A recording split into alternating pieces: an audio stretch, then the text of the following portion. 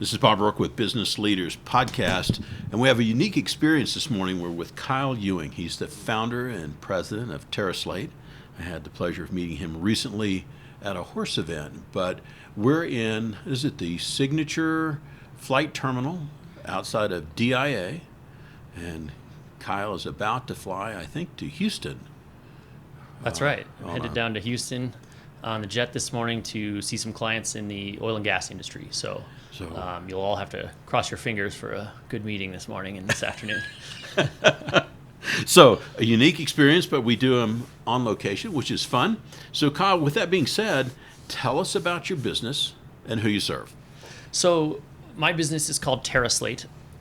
We are a company that makes treeless paper that's 100% waterproof and rip-proof. Now you ask me, why do you need paper in a digital age? Well, what I'd tell you is there's millions and millions of things that not only get printed, but that get laminated and or handled heavily. So something like a restaurant menu is always a good go-to example. They get handled by maybe 100 people a day, and they get wiped down and used, and they get spilled on. People put hot coffee cups on them. They get wine or salsa spilled all over them. What's cool is you can wipe it clean. So in a restaurant, that's very advantageous. The other benefits are you can print it through any laser printer, and you can write on it with a pen. So instead of printing out a sheet and then taking it over to the laminating machine and then feeding the laminating machine one sheet at a time with traditional laminating pouches, you can put a ream of TerraSlate in your printer and click go, and when it comes out, it's done. Bang, bang, bang, bang, bang. You can do 500 in 2 minutes. We do everything from restaurant menus, like I was talking about, to work with biotech firms in their labs. The paper is non-porous, so if they're working with hazardous chemicals or something like anthrax, the paper can go into the lab. It can get written on or used. Usually, it's a chart or some type that's being filled out, and then it can go in a chemical bath and go out of the lab. You don't have to type your notes in the lab anymore. With grocery stores, we do a lot of price tags, as well as the behind-the-scenes manuals and procedures. So next time you go to Whole Foods, touch the price tags. Those are all done on TerraSlate. A couple other cool things. We do maps and nautical charts for the military. We work with all 4 branches of the military, as well as the Coast Guard. We've been having a really good time with it. Funny enough, a customer called me the other day and asked, how does TerraSlate react with plutonium-236 or whatever the isotope was? And I said, I have no idea. I'll go home and test it. Yeah, I don't have any way to test that, but I'd be happy to put some samples in the mail, let you test it, and let me know. So I'm very excited to hear how that works and if that works at all. You know, I think folks are going like TerraSlate, and the paper that you developed, and they're going, how in the world did you think about this, and what drove you down this path? Because you're a bit of a serial entrepreneur. Sure. So this is actually my 3rd company. The first one I made a successful exit from. Bought myself a sports car, bought my wife a house.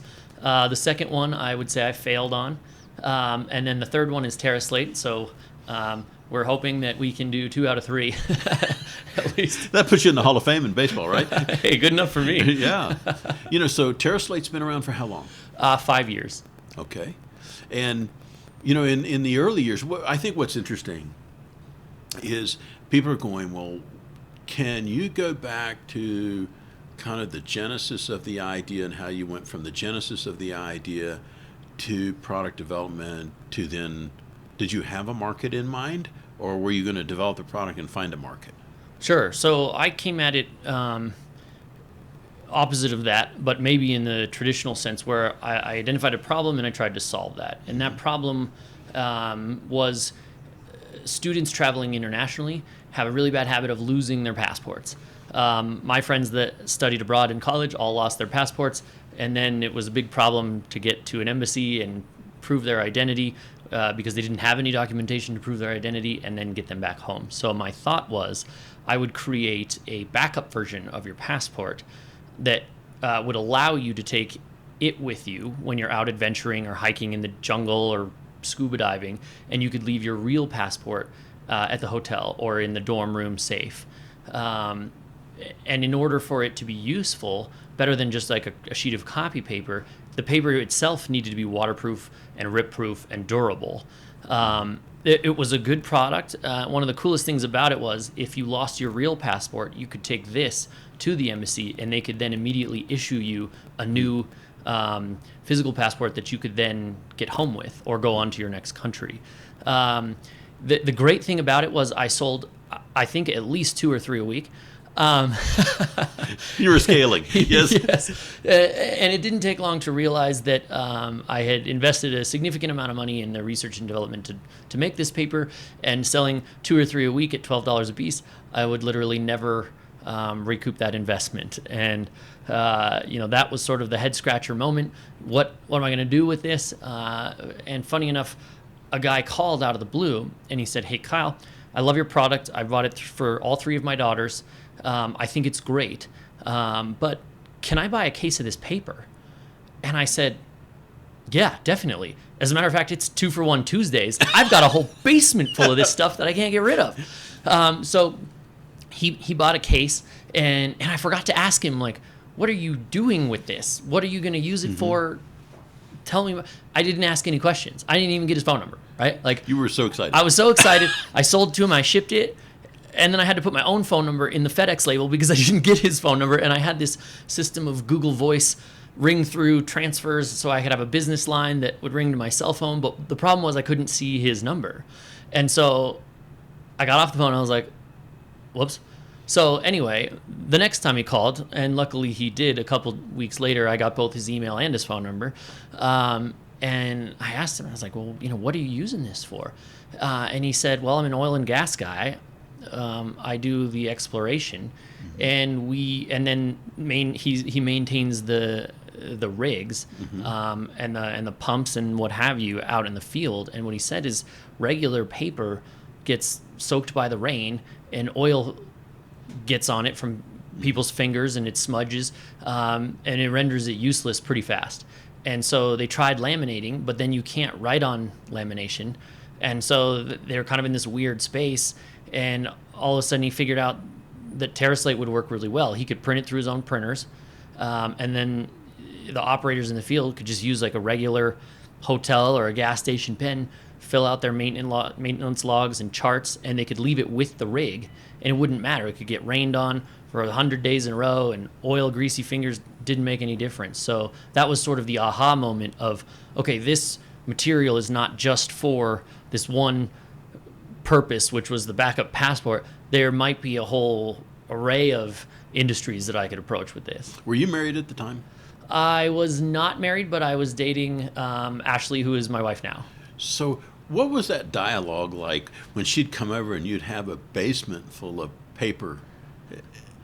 What was that like? She is one of the most understanding and supportive women in the world. She's got a good sense of humor. Because I think I took over the basement almost immediately, and then I took over, like, we kind of have like an office in the house.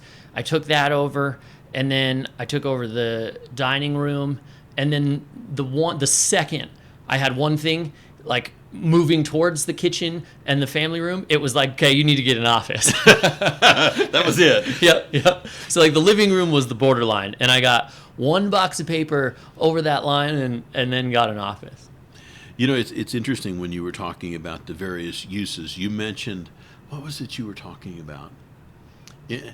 I guess the thing I always try to find is there's a pain point that somebody has before they find your product, and then they find your product, and then you get some interaction with them after they use it, and it's basically solving that problem. Let's talk about what's the most exciting market that you're working in right now? Or the most exciting market is always the military.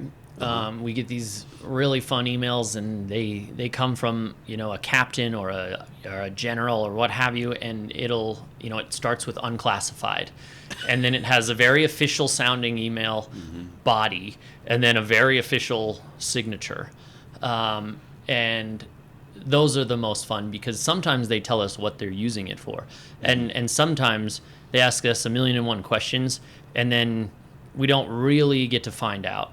But what's cool is we've got our paper in submarines. For the U.S. Navy, it's in all sorts of ships. We've got it in aircraft. We do a lot of work with the Air Force Academy. Sometimes we do the printing. Sometimes when it's classified, we ship them the paper and they do the printing themselves. Yeah. We did an implementation where they asked us how to print. And the good news was it was about 3 bullet points long. The guy that I was working with was a really, really nice guy. And basically, it was to the effect of, you open the box, you put it in the printer and you click print. And he still teases me that was the best and easiest implementation he's ever done, because there's no technology to fail. It doesn't have anything electronic. It doesn't matter if it gets wet. You just put it in the printer and it works. It can't be hacked. Yeah. And what's funny is that is one of the coolest things we do besides the military is we print certain things, or other companies will print things that they can't have electronically. So I will give you an example that's not one of our clients, because I'm not allowed to disclose that, but I can give you an example that would be a similar use. So for instance, Coca-Cola doesn't keep the recipe on a computer, right? Because that can be hacked from anywhere in the world. What they did is it's on an actual piece of paper and it's kept in a safe. Because you cannot hack a piece of paper. It's the most secure form of communication that there is. It's not possible to get it from anywhere else. You have to physically come get it. So that's like capturing the typewriter ribbon, which used to be the game. Right. Yes. Yeah, and you're an intelligence guy, so you know that exactly. And you can handwrite it.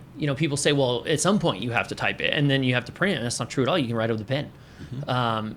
We're in the midst of developing, with a nanotechnology company, these microparticulates.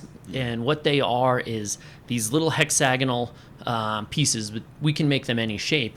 But what we'll do is we'll put a logo on it, or we'll put somebody's initials. So if I was going to make one for you, I could put BR or WR, and on these nanoparticles, and a human hair is, I think, 100 nanoparticles wide. I'm going to butcher the science here, but I'm the business guy, so hopefully that's okay. These particles are 40 nanometers wide, so less than half the width of a hair, and we can mix them into the paper when we make it. And here's why that's cool. Because if you had WR paper, you could print anything you want on it, and you could give it to somebody else, and with a magnifying glass, they could find these little specks here and there on the paper, and they would be able to see the shape. Source code. That's exactly right. And they would be able to see that it says, WR, or the name of your business or your logo or whatever it is. And to the regular person, you wouldn't see it at all. It would just look like a speck. And it won't photocopy. You can't photograph it. You can't lift it out of the paper. So it makes it virtually impossible to counterfeit a document. And so we're going to do all kinds of things with deeds, certain types of contracts, banking documents, as well as military applications. I think about as you can solve a problem, which is what you're doing. And I think back to part of the original story, 2 out of 3 successes and 1 not so much. Yep. On the not so much success story, how much of that played into TerraSlate's success? I hear regularly that you learn more from mistakes than you do from success, and I think in entrepreneurship it's magnified to the nth degree. And so your education comes from failing, not from succeeding. When you succeed, you think you have a hot hand. It's like being on the basketball court in the NBA Finals, and you make a couple shots that maybe wouldn't be high percentage. All of a sudden, you feel like you got a hot hand. That basket is about as big as a truck, and you can throw it from anywhere and it'll go in.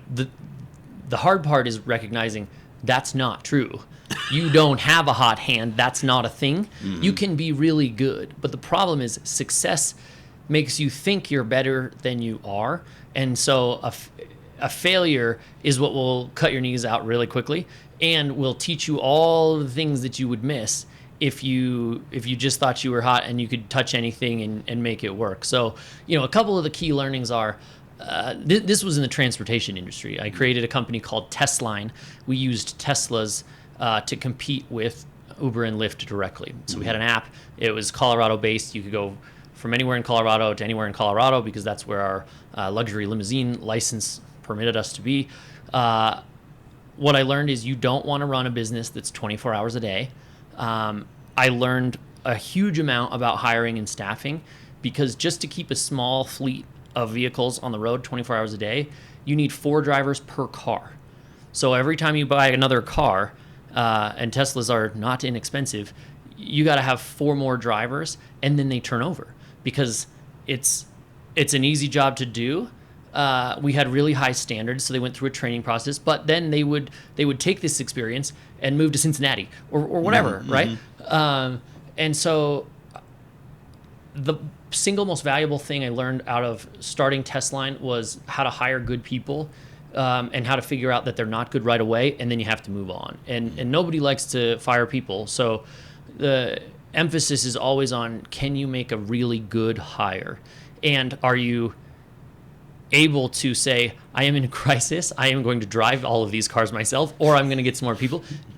That's still not a reason to get a bad hire. A bad hire will do worse things for your company than you staying up all night and driving all the rides or what have you, obviously within the legal limit of number of hours you can drive and being safe and what have you. But still, a good hire not only is good for the business, but he or she becomes a good example for all of the other employees that you have.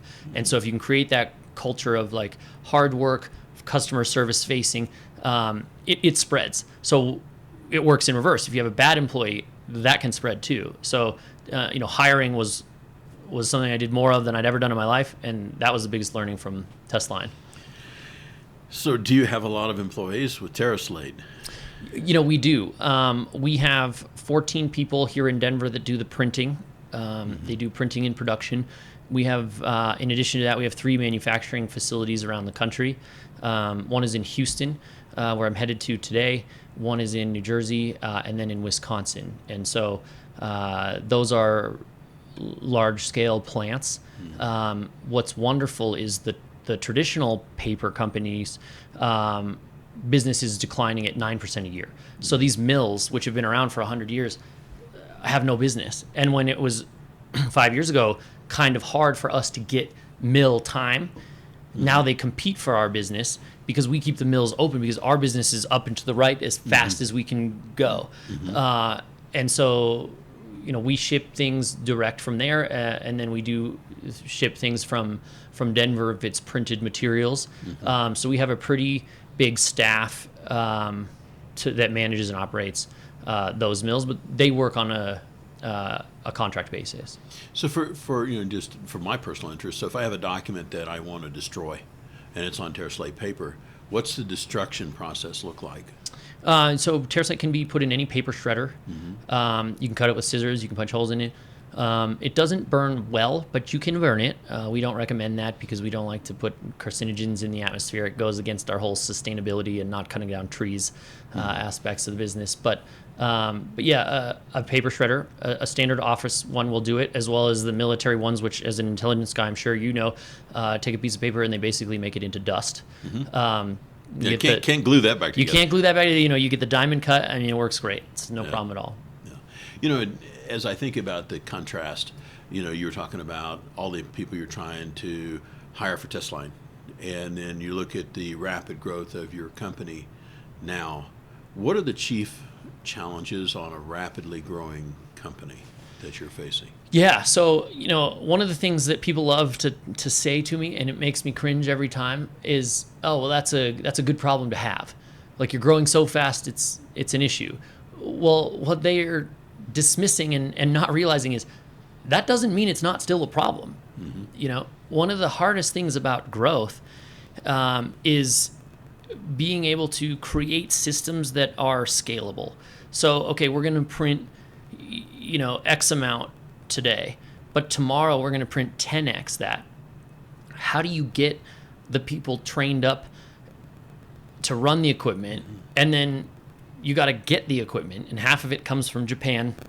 It's got to come over on a ship, and then it's got to be custom installed, and then you got to call the power company because we need yet again to upgrade the power line, not just inside the building. We have to upgrade the wire that goes all the way down the street, from the hub. Yeah, there's a learning point, right? Right. And it's phenomenally expensive to do that. And every time we get another piece of equipment, we got to up the power. And so there's a lot of processes to go through to do that. So you get a big order. This time, almost exactly last year, Whole Foods called us, and I had been working with them for 3 years to put this deal together. And it would die and it would come back and it would die and it would come back. And then they said, okay, here's the green light. We need this literally right now. And so we ran 24 hours a day to get the material to them. And we did not have the capacity to do that because we were already running at capacity in the process of adding more. But all of a sudden, then we had to add, 2x capacity overnight. And so, we figure out how to run 3 shifts a day. A lot of that is me staying at the facility and running the equipment during the swing. You learn how to do maintenance, don't you? Yeah. Well, and we had maintenance techs at our place all the time. I mean, we have like dedicated parking spots for them. Yeah. I can imagine. Because what's interesting is the printing presses that we use are designed to print all types of regular paper that comes from trees and it comes from tree pulp. Ours is fully synthetic. So it's a different thing to print. It's not harder on a regular basis, but it is harder at really high speed because all of the feeding mechanisms are designed to work with paper that's porous. Air will go through it. So when you suck it up, a little bit of air will go through it. That can kind of help it get the top sheet, but not the sheet under it. Ours is completely non-porous. Water or air will not go through it.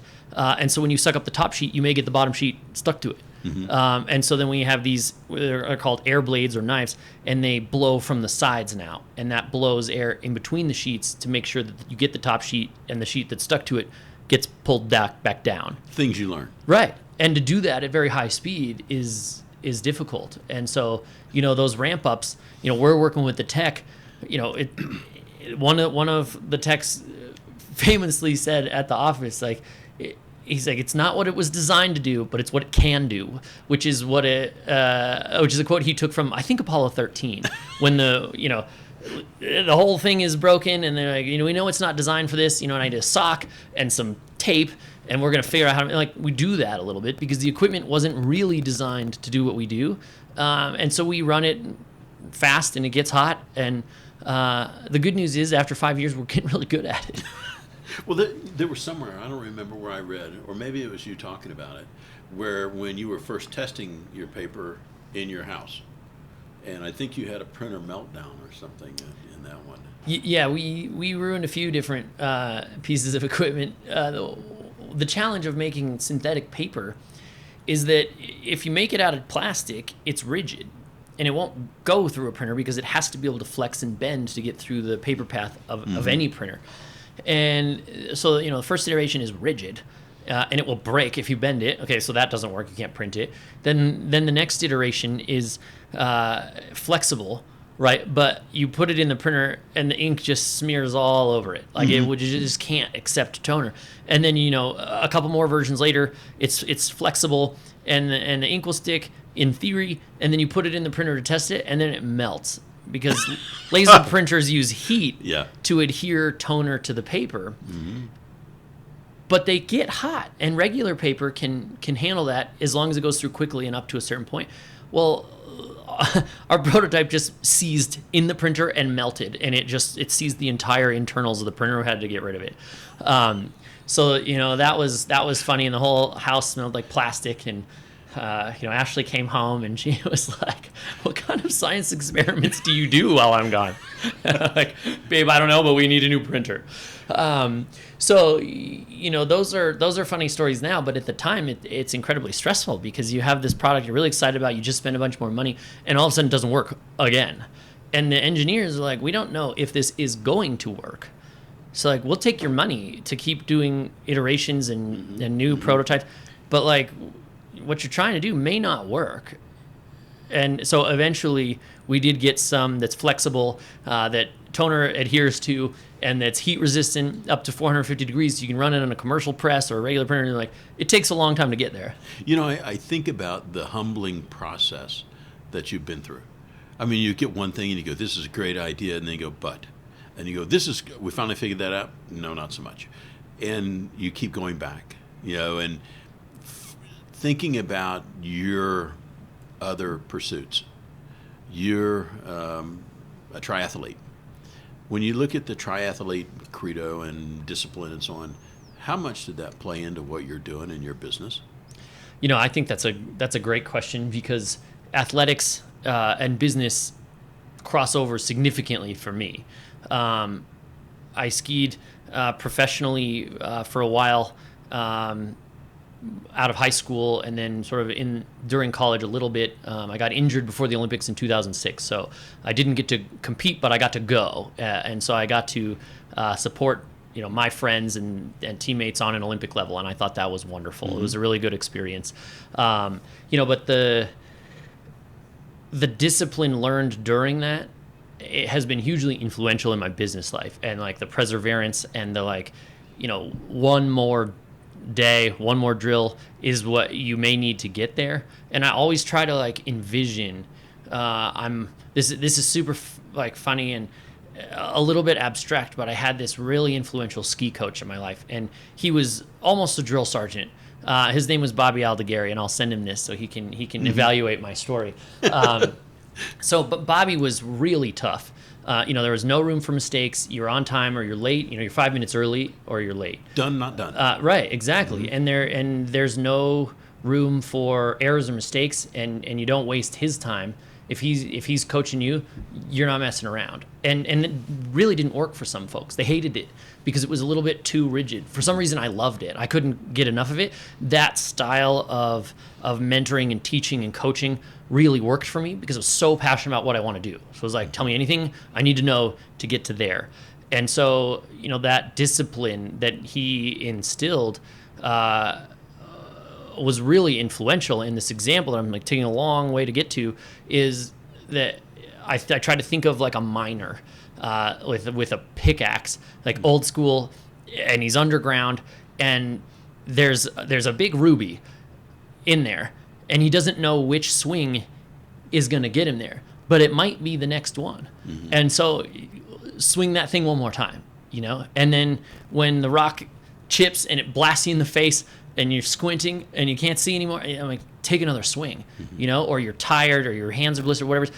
You never know just how many more it'll take, but it might be just a few. Mm-hmm. And so, I have that kind of dogged determination of I'm going to find this thing. And I don't care how many swings it is, because I'm equally motivated on the first swing as I am on the 25,000th swing a couple years later. So, I like discipline a lot. It works really well for me. I have a lot of self-motivation taught by this one guy. And so, one of the things that became a key part of TerraSlate and its success was I would spend 1 hour a day, a minimum of 1 hour on the phone doing cold calls. And I would do it at a set time every day. This is my time. It doesn't matter. Push-ups. That's right. It doesn't matter what happens. This is my hour. I'm going to do sales for this hour. And then every once in a while you get motivated because you get a sale or, a couple things mm-hmm. go well. All of a sudden it turns into 3 hours, and that's great. But that doesn't mean you get credit for the next day. You got to do your 1 hour. You can do more, but you don't get to do less. And then shortly thereafter, I added a second kind of a criteria to that, is 1 hour a day on the phone, and then 5 days a month on my feet, literally door-to-door sales. And what I would do is I would go to Main Street in whatever the closest town was that I hadn't been to yet, and walk up one side and talk to every restaurant manager on the street, and then go across the street and back down the other side. And I would say, this is my product. We make waterproof menus. They'd say, come on, that's ridiculous. It's not laminated. And I would say, you're right. That's the best part. And they would say, prove it. And that was always my favorite question, because I knew I could get the sale when they would say that. And so what we would do is we would take one of the sample menus that I brought and go put it in the dishwasher at the restaurant. I've seen that video, by the way. Right. Yes. So in the commercial dishwasher, we run it. And it's hard to refute that, because they run incredibly hot. It's water at very high speeds in a commercial dishwasher. Yeah, it thrashes the dishes. It thrashes, yeah. Right. And it's compelling, because you can't fake it through that. It can't delaminate, and if it could, it would mm-hmm. In that situation. So it's what's cool is TerraSlate is just one solid piece of material with no layers, so mm-hmm. it never comes apart. And what that allows you to do is you can hole punch it, or you cut it in any direction or fold it, and then it's still 100% waterproof. Mm-hmm. And so 1 hour a day on the phone, and 5 days a month pounding pavement. And it's a numbers game, right? Like you fail a few times in person, that hurts, but I only got to go to a few more, I'm going to get a sale. And then you refine the pitch a little bit, and you maintain that discipline. Iterate. Yep, that's right. A/B testing. So are you still iterating? Oh, yeah, every day. Well, today. Every day. We were supposed to talk today 2 hours later than we're talking now. Mm-hmm. And I got the text from you that says I've got to fly to Houston tomorrow. And you have clients or prospects to go see in Houston. And you go, yep, go close some business. And I think, for many people, I think they forget. It's much like brick building in a wall, one more brick in a wall. Right. One more brick in, I said, I'm just a bricklayer. Just get one it more done. swing of the pickaxe. Yep, same. In looking at some of the other homework before here, you also have some charitable work that you're passionate about. What's got you going with, I think it was at Seven Ribbons? What's the Seven Ribbons about? So the Seven Ribbons Foundation is a charitable organization that I created, and it specifically supports cancer research in an effort to find the cure. I had 2 aunts that had cancer, and cancer is pretty influential in your life as soon as you come in contact with it. My brother-in-law recently beat cancer. And he's a young, healthy guy. If there was a guy you would say that this would never happen to, it'd be him. Mm-hmm. So I think it's important to not only be successful as a person in business, but philanthropy is, maybe more important. You're going to touch more people more significantly, or maybe even just at a different level. And so our mission is to support cancer research and raise money by running a marathon on all 7 continents and then climbing the 7 summits, which are the tallest mountains on every continent. When I seek pledges or donations, I'll do, we have kind of fun things we'll do, like you can buy a mile. Mm-hmm. And I create like something that I'll put on my arm, and I'll have everybody's name, and I can remember that person for 1 mile. And it seems kind of small, but it's actually really nice. And for me, on a personal level, it's really motivating during the race. Well, it's intentional. Yeah, and it's very mindful, and it keeps you in the present. And you're going through a lot of pain in a marathon, and it gives you some perspective, and you're like, I could keep running. I can run a little faster. And the same with mountains. It's very, you get a lot of time for deep thought when you're on a rope line, because you're close to other people, but you're 20 feet away. That's usually the interval on a rope team. And the problem is you're all kind of facing the same direction going up a hill. And so you don't get a lot of time to communicate. So you get a lot of time to think. And so that's kind of fun for that. People will also pledge per step. You can kind of calculate how many steps is in a marathon, or up to the top of a mountain, or so it gives us a fun way to relate to people when we're asking for donations. And so we've raised some good money, and hopefully some of that will have an impact. Mm-hmm. Yeah, making impact, as a result of doing well in business. The more you do in your business, the more impact you can make. Yeah, and certainly. Important. Well, we're going to shift gears a little bit, because I've worn you out on the personal quiz, I think. And I met your lovely wife. Oh, good. Yes, that's right. Yes. So she has obviously influence and support, and that's really a key team member for you as well. So shout out to Ashley, correct? Oh, of course. Yeah. Thank you for everything, Ashley. In looking, you had the influential coach. What do you do as far as reading to feed the tool between your ears? Yeah, so I'm a consumer of all different types of media. I love reading. I'm a reader, as if you had to like categorize me. I love to read on the iPad. Sitting on the plane, sitting at the airport. I also love to listen. So I love to listen to books. I have a series of podcasts that I crush on a weekly basis. I love it. When the new one's not out yet, I'm like, okay, come on. Who's your favorite? It's Who's 11. your favorites? So economics is my favorite topic. So Planet Money, the guys from WNYC, The Indicator is a daily podcast. I could go on for like a month on all of them. I've added your podcast, so that'll be fun. a book that I read recently and just finished last week. I had it on my iPod. It was called Radical Candor by Kim Scott, and it was recommended to me at a function called the Master's Dinner. It was a guy that I know relatively well, but didn't know much about him on a regular basis. And all of a sudden, we got talking business, and it was just like mind meld, and that was really fun. And he was like, what are you reading? And I like told him a couple things. One of the books is Predictably Irrational by Dan O'Reilly. I think that's how you say his name. And then I saw, that was my first recommendation. And he came back with Radical Candor by Kim Scott. And I was like, what is that? And so I bought it at the dinner table, downloaded it. And Kim's whole shtick is that when you're managing people, you have to give them candor or you do them a disservice.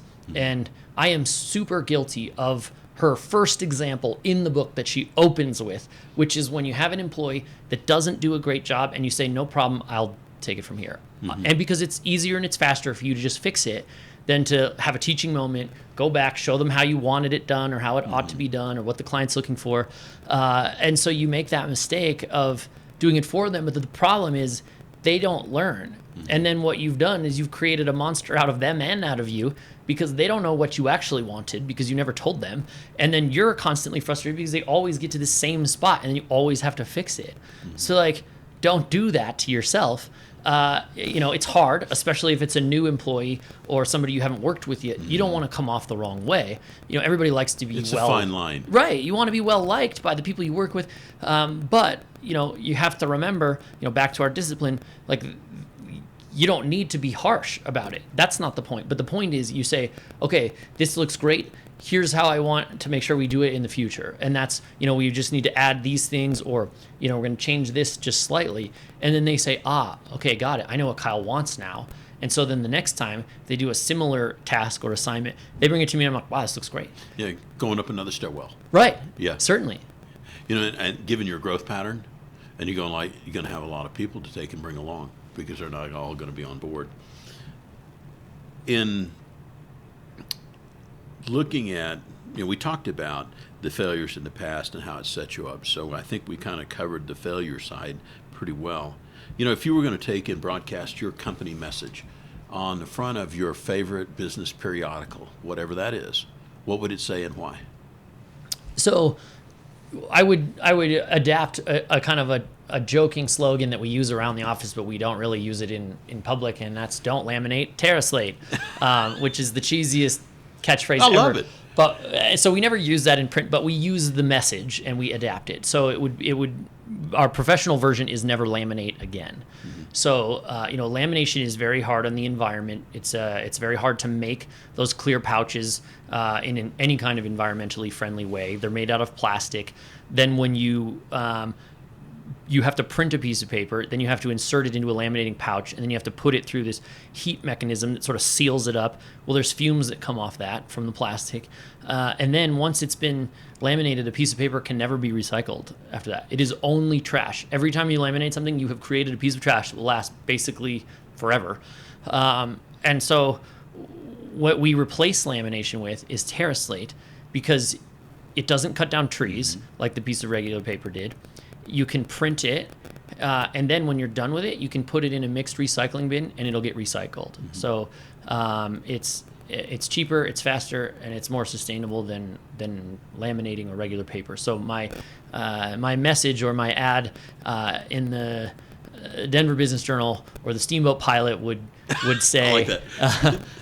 something along the lines of waterproof paper, never laminate again, with sort of a photo that's making it clear what you're doing.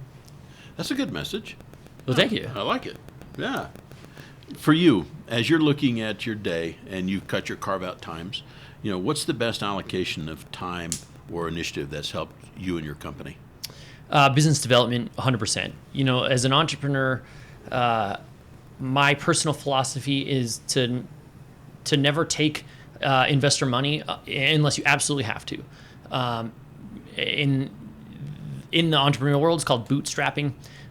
You take your own whatever amount you have or whatever you can dedicate to it, and You make one T-shirt, and when you sell that T-shirt, you buy 2 more, and you scale up like that. It's painful because it's very slow at the beginning, but getting on the phone and selling sheets of paper and going out in person and selling menus means that I can make a bigger run the next time I call the mill and I need another round. So, there's economies of scale in all types of manufacturing. And especially with ours, we make sheets of white paper. And, you can take advantage of those economies of scale when you buy 20 rolls instead of 2, because there's a changeover cost to make TerraSlate versus regular paper. So you get to distribute that cost over a lot more sheets if you make a bigger run. The problem is you don't want to end up with a basement full of inventory that you can't sell, because now your money's tied up in inventory. You can't do any marketing. Or somebody says, hey, I need you to come down here and do an implementation. You're like, you got to buy that plane ticket on a credit card with money you don't have, because all your money's in inventory. So it's a constant balance of inventory, as well as equipment. And that's some of your background, though, in previous work, is it not? When weren't you with Brightstar? Yeah. And Yeah, so with Brightstar, I did demand supply and demand signal forecasting, which is basically a fancy way to just tell Verizon, Sprint, all the big phone carriers how many of the new phone they need at each store to maintain a certain level of service. So to have it in stock 98% of the time, this store needs this many phones. And then you roll that up to a company-wide forecast, and then you can put the orders out for how many phones you want to buy each month. And so some of that's helpful. The good news about when you do it on a big scale like that, on like a countrywide or on an international level, is you have a lot of data. Yeah. When you have onesie twosie sales, the forecasting is really tough, because you're forecasting on a data point of like one. Yeah, or like Whole 8. Foods when they showed up. And you go sure. Didn't forecast that. Yeah. And so, forecasting is wonderful, but it's only as good as your data. And so it can be a challenge to figure out the balance of how much inventory do you want and equipment. So doing sales and getting the money in the door today, and then doing your own collections, hey, Charles, it's Kyle. Hey, I just want to know, I haven't talked to you in a little while. Let me know what I need to do to get a check in the mail. Or, I send an email. Hey, Susan, it's Kyle. Let me know if I need to, attached is the invoice from the order on this date. Let me know if I need to follow up with a person or a different department, and get the check back, because I need the money, because I need to buy more inventory. I need to buy another piece of equipment. So make the sale and then get the check. For you, I was thinking about typical former military maps were pretty large, and we didn't laminate them because it wasn't laminated that big. We got contact paper, and that's what we did. And then you'd write on, then it'd rain on, then it'd wash off. And if it had a grease pencil, it'd smudge, and you couldn't read it anyways. So how big of a document, is it just wide as your rolls that you could do? Yeah, so we make the paper on big rolls. They look like giant rolls of toilet paper, and then we cut it down to a sheet size. Our standard largest size is 12 by 18, and that's because most printers that print up to 12 by 18 can't handle anything bigger without a phenomenally expensive printer to do that. Right. So we make custom size sheets regularly for folks, but typically we'll have a minimum order of 4,000 sheets or something like that. But the people that need the larger sheets, they always need a huge amount of it anyway. So we don't stock those sizes, but we just cut it to spec whenever needed. I'm thinking about your discipline to call and go see customers. What would you say to the business owner who says, I'm so busy running my business, I don't have time for that? I heard in a podcast, I'm pretty sure that it might have been Tim Ferriss on his podcast, and his thing was, if somebody can do it 90%, or maybe it was 80%, that's what it is. If somebody can do it 80% as well as you can, you need to outsource it or insource it. So have someone else do that. So if it's the accounting that's taking up all your time, there's cloud-based accounting that you can use that's phenomenal. I mean, we do that. We have an accountant. She travels back and forth between the U.S. and Jamaica, and she does our books, and she does a phenomenal job, and I don't care where she goes. Everything is in the cloud. We use Xero, which is Xero.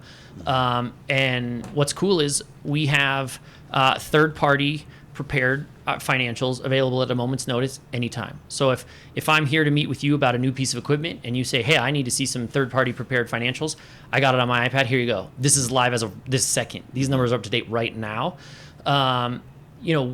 Accounting takes time. Marketing takes time. You can outsource marketing or hire the people in to do that.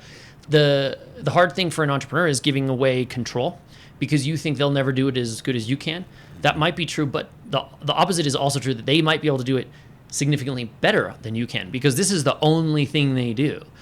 So you can hire the person or a company that does digital advertising for you and you think you're good at it. They are way better because they've been doing it for 15 years. They know everything about it. It's the only thing they think about.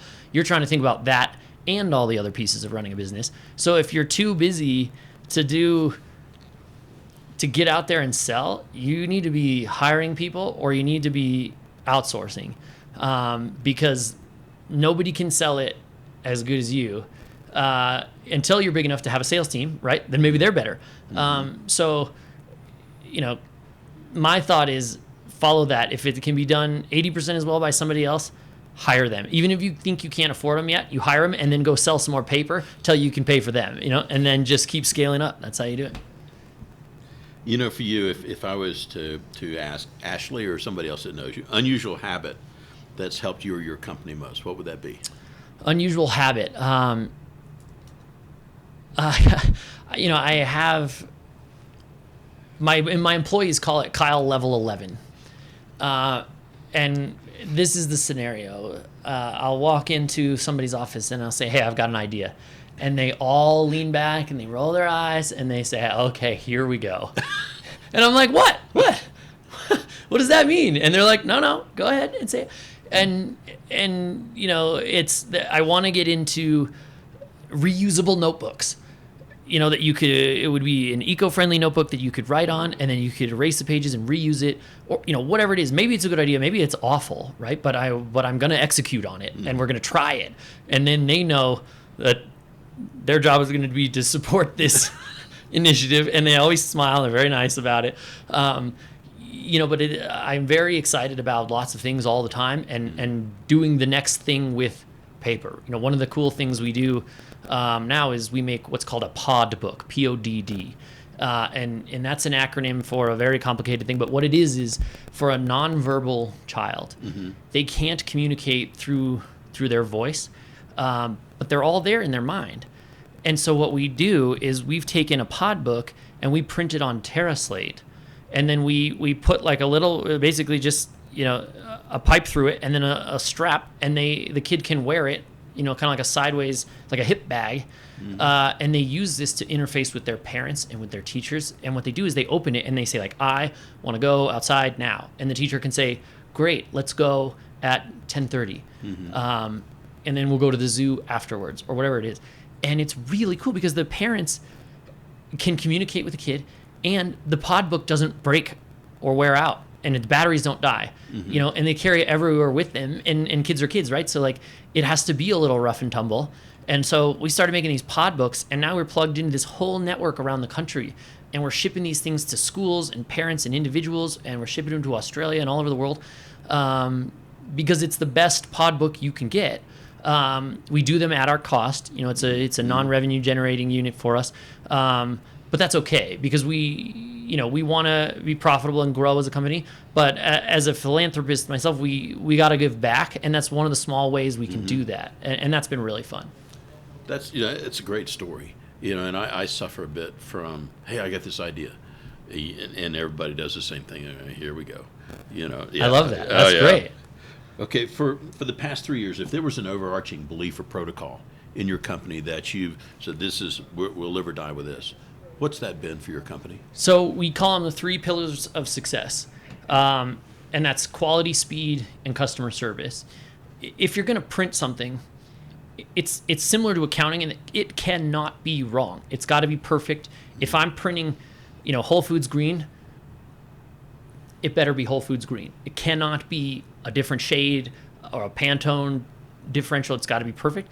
The other thing is we make white sheets of paper. Well, any defect is glaringly obvious, right? Like you can see a speck, bigger than the point of a pen from across the room on a sheet of paper, and people do not appreciate when they get paper if it's going to have it. So we work really hard to make sure that we have perfectly consistent products. The paper has a perfectly smooth surface. It's always consistently white, or if we make it in a color, that the color is consistent.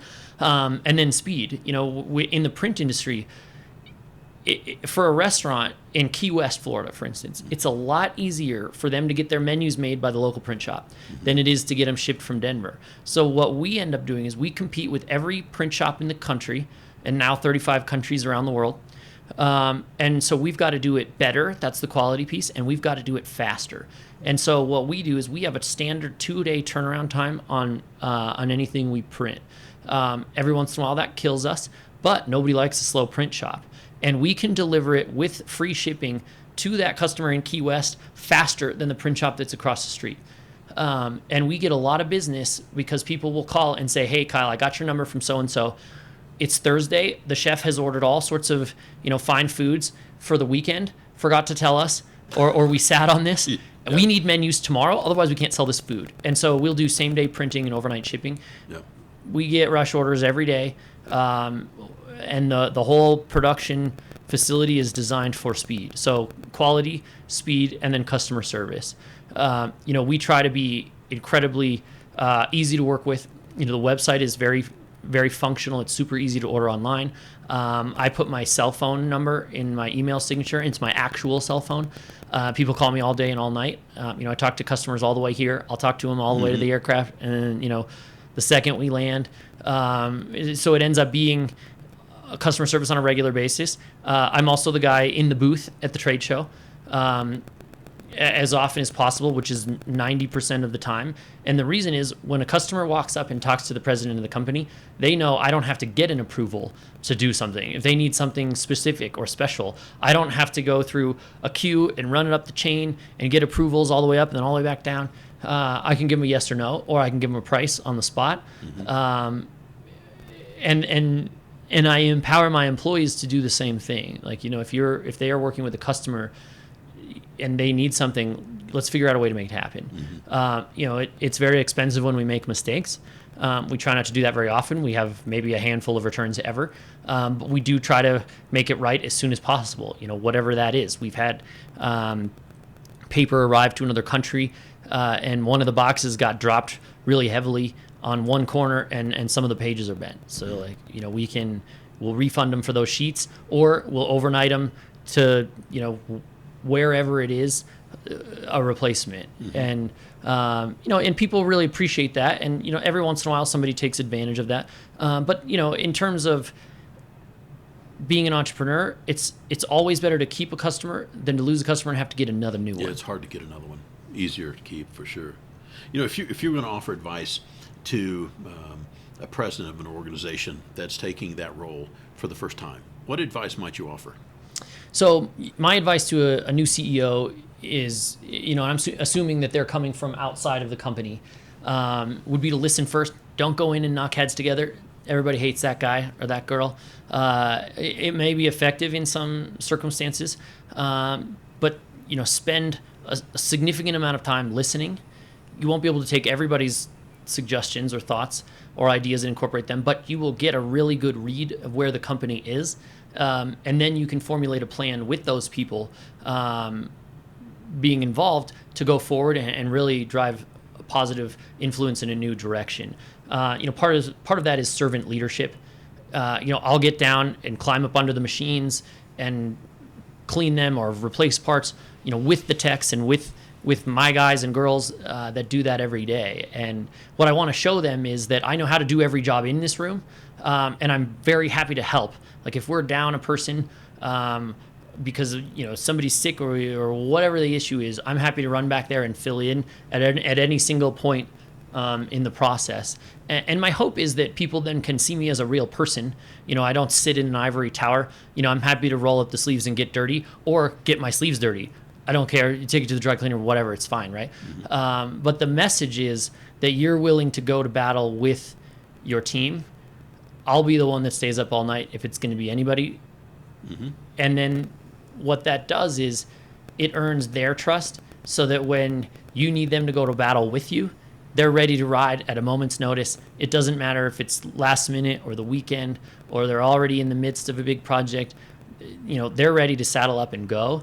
And that's pretty cool. And, it's cool on an internal type of a focus.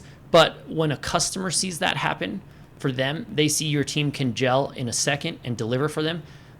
They not only feel really special, but they trust you and your team, and they like the whole team. And that makes a big difference. People buy from people.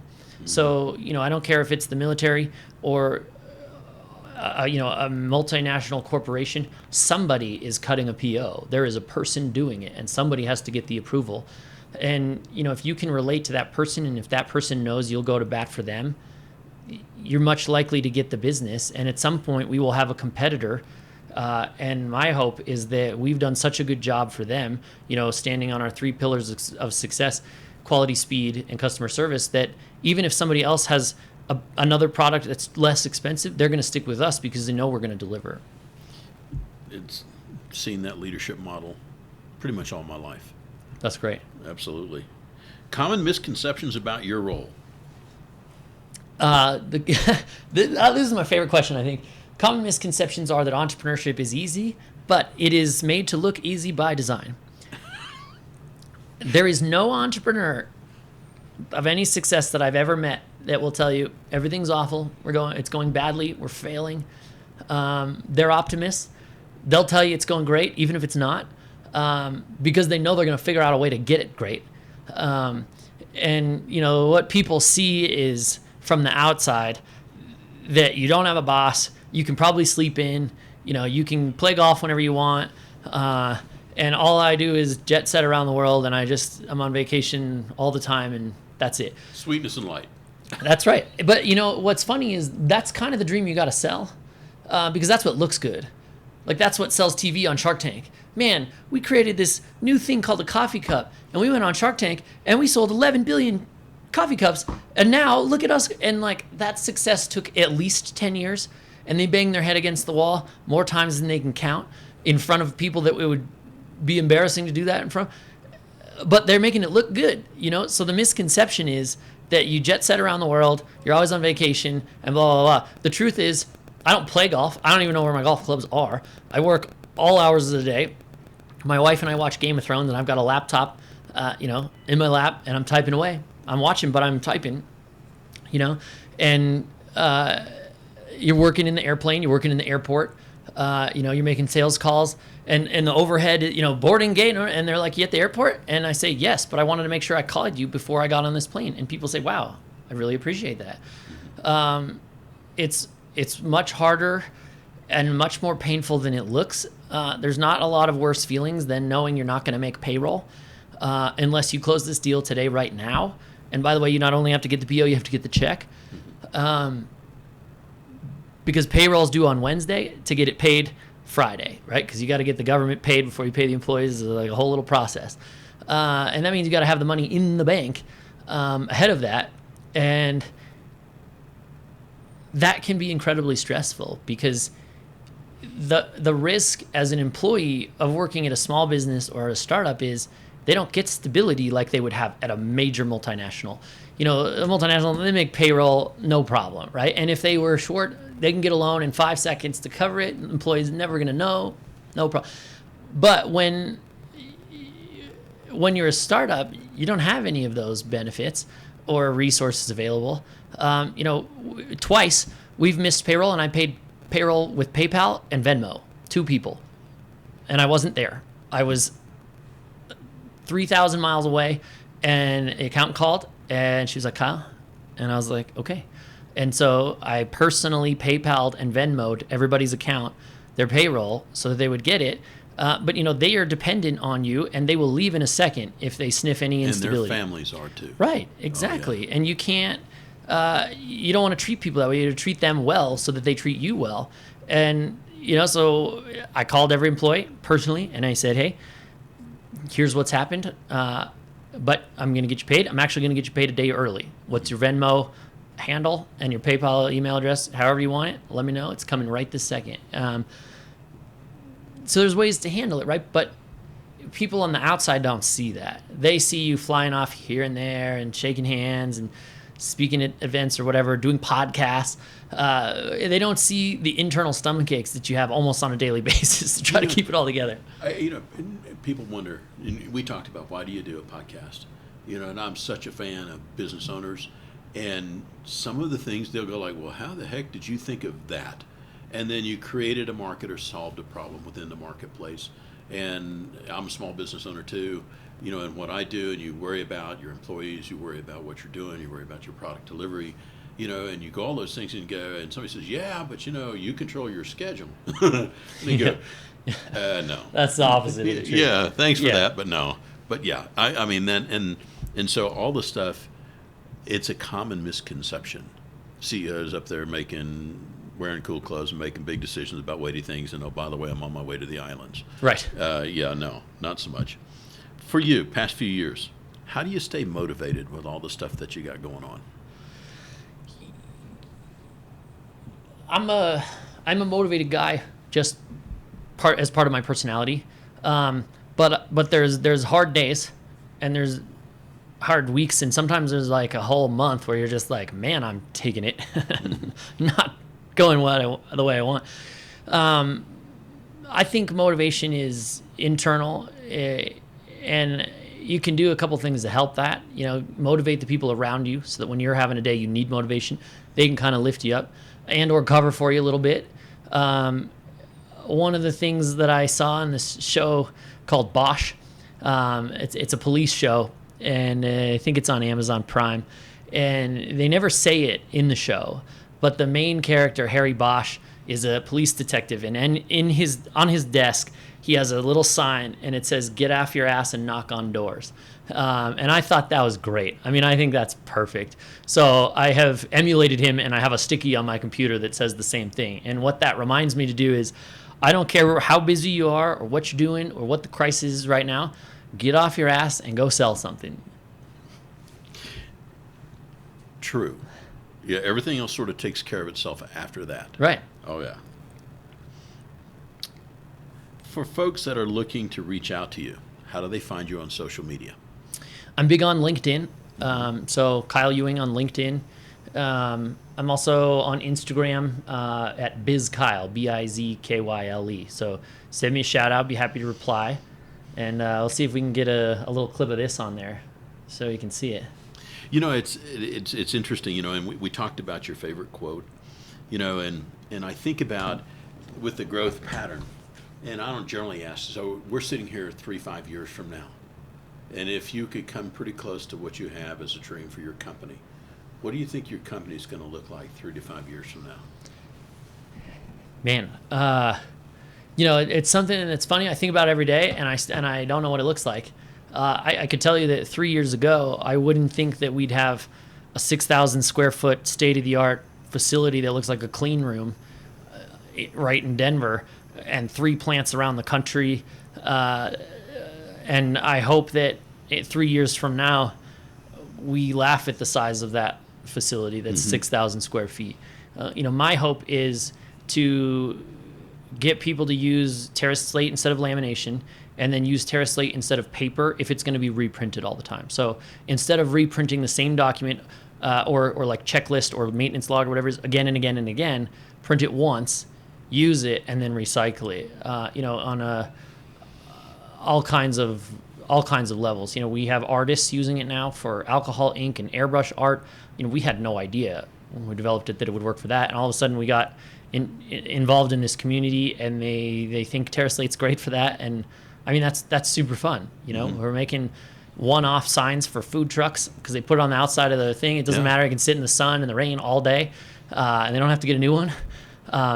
Trade us like an acai bowl for a couple prints every now and then. What are we going to charge you, a couple bucks for one sheet?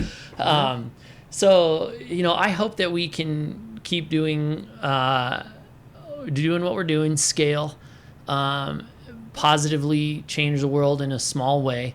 If we can figure out a big way to do it, we're going to do that too. But even having a positive impact in a small way, it means a lot to me. So I hope we're in 3 years 10 times bigger, and and I hope we have as good of a team then as we do now.